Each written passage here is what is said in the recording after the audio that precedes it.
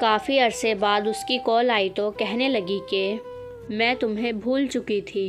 खुदा गवाह है कि निकाहनामा पे दस्तखत करते वक्त मुझे एक पल के लिए भी तुम्हारा ख्याल नहीं आया। मैंने पूरी नेक नियति और दयानतदारी से अपना आप किसी और के हवाले कर दिया। शादी की अगली सुबह मेरी सास ने सारे घर वालों के लिए नाश्ता बनाने के लिए बोला तो मुझे एकदम से तुम्हारी याद आई, जब तुमने कहा था कि शादी के बाद तुम्हारी मेहंदी उतरने तक किसी काम को हाथ नहीं लगाने दोगे। गर्मी से बेहाल रात को खाना बनाकर घर वालों को दिया।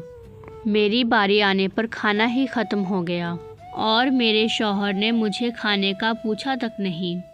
ज़िंदगी में पहली बार मुझे भूखे पेट सोते हुए तुम्हारी याद आई, जब तुमने कहा था कि तुम मेरे काम ख़त्म होने का इंतज़ार कर लिया करोगे, लेकिन मेरे बगैर खाना नहीं खाओगे।